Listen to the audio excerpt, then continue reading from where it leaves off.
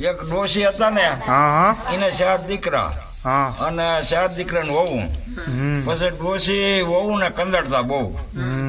પછી વહુ એવું નક્કી કર્યું એક કથા ક્યાંક હતી એટલે વહુ ક્યાં ડોશી માને કથામાં લઈ જાય એટલે કાંક જો જ્ઞાન લાગે કે આ ડોશી કંદડતી ઓછી થાય.